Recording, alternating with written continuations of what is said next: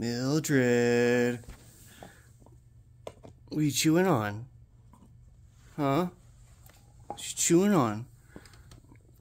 Can I give you some belly rubs? Huh? Can I give you some belly rubs? Come here.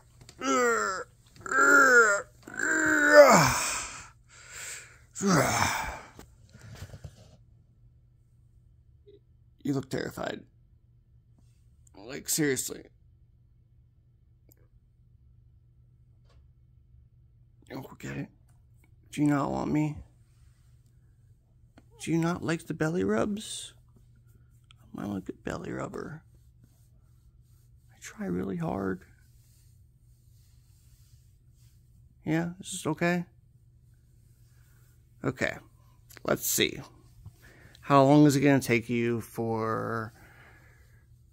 Well, how long is it going to take you to react once I remove my hand? I am going to say immediately. 2 seconds. Here we go. Go.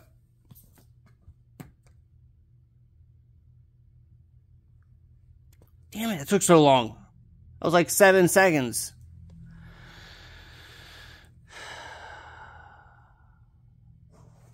You were going to live without belly rubs, not knowing if they were ever going to come back. And you just didn't care for 7 seconds. Grizzly. Hey, Grizzly. Grizzly. Yeah, you. Mom's not home yet. This is his ritual. Every day of the week. Tell a short story. Recently, in the past month or so, we lost one of our babies. It was 8, give or take, year old. She was a teacup Yorkie, like super tiny, like a third of the size of Grizzly over there. Like her torso is about the length of that bone. So super tiny. And we still don't know 100% what happened, but she was playing fetch in this hallway right here. We usually throw the balls down and back, and sometimes they run into the walls. None of that happened.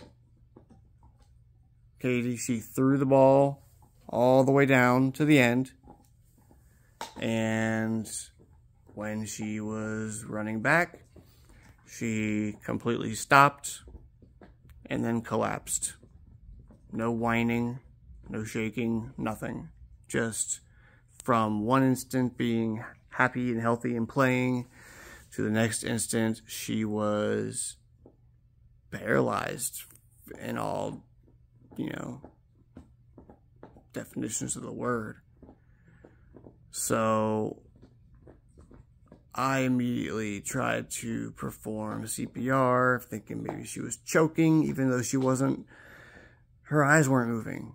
Her eyes were open, but she wasn't focusing on anything. You could tell her retina was just not focused. You could tell that there was some sort of pulse going on, but there was zero breathing. So I tried for about 5 minutes, giving her CPR, trying to do chest compressions, but with a dog that size, if she was going to live, I didn't want me to jeopardize that by injuring her. Take any Chihuahua or Yorkie or anything like that and start pressing vigorously, nonstop on their chests. It feels like you're going to pop a balloon. So I didn't do that. I was giving very light, but in my mind would have been effective CPR compressions Zero response. Her eyes remained open. She was not focusing on anything. Her entire body was completely limp.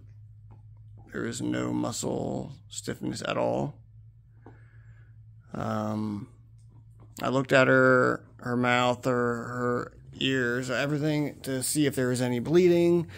She didn't vomit at all. She wasn't bleeding blood. She wasn't coming out of her nose. And I felt all around her body, and there was no fractures or blood or swollen areas at all, period. So, after 5 minutes or so, I made the tough decision to say that was it. That she was gone. Afterwards, I had mentioned that her passing in that way is probably, is undoubtedly better than most other ways a dog or other pet can die. They'll either get too old and they will have arthritis and go blind, and they will not be able to contain their bladders. They will really get grumpy, where that's what Grizzly's leaning towards at this point, just the grumpy part. You can tell he's slightly going blind. His hearing is reduced, but he still has it. And he just sleeps all the time. So I know in a year or two, it's going to get to the point where he will not be able to live without constant support. And not saying that we couldn't provide that, but we could physically. I'm getting ready to retire, so I can choose a job that is remote. And Katie is also looking for a new job, preferably remote. And we would be moving to an area, very high chance that family would be nearby. So that's not a concern.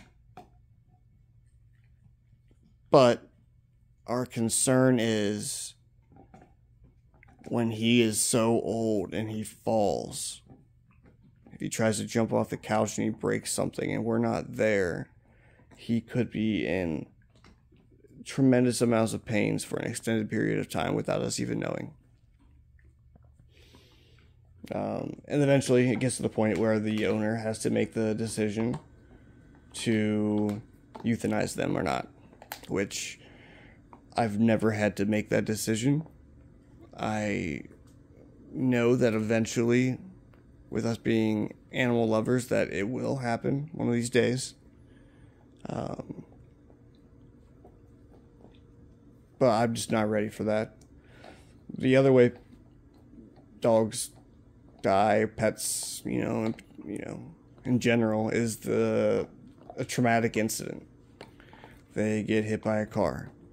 They are left in a vehicle in the summer with the windows up and a heat stroke. They jump out of a moving vehicle and they die in a house fire. You're able to get you and your family out, but you can't find the dog because they're hiding underneath the bed, and they die of smoke inhalation or worse. They could be attacked by another dog. They could be shot by any human, maybe a police officer responding for something completely unrelated, and the dog acts negatively, and the police officer decides it is the safest option to engage. All those things are possible when you own a pet. So for Leia to have died, in all indications, it happened instantly, to the point where she was dead before she hit the ground. Like I said, there was zero movement, zero twitching, she didn't contort her body or curl up or anything. Once she fell, she did nothing. And I think that might be why her eyes were open when she was without a pulse and without her chest moving, is just because whether it is a brain aneurysm, heart attack, I've Googled and Googled and Googled and looked at YouTube videos trying to find the answer. I talked to a vet after it happened. No answers. They're all, girl, you are cute. I love when you do that. They all give like hypothetical situations, and they all assume that something did happen to her that we just didn't see. Like, she was injured, but we just didn't notice it, or we don't want to say it. Which, I get where they're coming from, because I'm sure that does happen. But it also infuriates me, the fact that that is not what happened. But I'm rambling. She died in the best way that I think a dog could die. Suddenly, without pain or suffering, without long-term anguish, without long-term debilitation. She died playing. And I hope I am right that she was gone before she hit the ground, so she didn't have a time to process the fact that it was happening. That's what I like to think. That's what my family likes to think, because the alternatives are just depressing, to say the least. So, this has been a long video. I don't really have anything else to say. Can you tell that I'm not using the script? Yeah, sometimes I just get like these pausing moments. I want to say thank you to anyone that has liked any of our videos or shorts in the past, well, ever since we started the channel, which hasn't been that long ago. We've gained subs, which is absolutely great, and I am honored to have you choose to spend your personal time watching my family and I interacting with this monster. Videos are going to get better. I promise you that. We might have other dogs besides Grizzly interacting with her, taking her for walks. Dog park obviously is always a huge hit. There's bound to be something entertaining or interesting that happens at a dog park. And to be honest, the weather has been absolutely dog shit. So I fully anticipate that this will be the long haul, that we will be documenting her rise from adolescence to adulthood and her life throughout her adulthood. I do know that my wife and I have discussed it. Once we move and we buy a house with a large yard, we will begin looking for a male companion, a brother, so to speak, for Millie. We're not going to breed her. I might get into breeding in the future, but not with her. I think to have that sort of goal, you need to really have that intention in your mind from the get-go. Millie is strictly 100% our daughter. That's it. She's not a tool. She's not, a baby machine. She's not here to just generate an income for me, or for me to get clout because she's a big dog. Look at her. She is...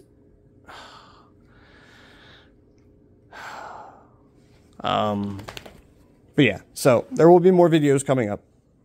If you have an idea of what type of content you would like to see, please message me, put a comment in the video, email us, and we will try to incorporate your recommendations into future videos. We are going to have a segment where at least a couple times a month we are going to be testing and evaluating doggy tools, treats, or bones, or bedding, or anything that we find could be effective for a dog, or that is very popular with dogs, and we want to put it out there if it is a scam or if it's worth it. So if you have any ideas of what type of products you want me to analyze, to review, please let me know. If you are in a company that produces or sells any type of dog treats or dog toys or dog anything, reach out to us. We would love to do a review on our channel, and hopefully that can generate some business for you. But like I said, thanks again. Please like, share. Do what the fuck did they say? Like and share and follow and love us, and send me $1,000 and all those things that you're supposed to say at the beginning and end of every YouTube video. With that being said, it's time for dinner time for me and Mildred, who is in kind of help mode because I'm not giving her all the attention. Oh, Jesus. Okay, with that, oh God. She just wants my string on my hoodie. With that being said, I'll talk to you later. Thanks for watching. Bye.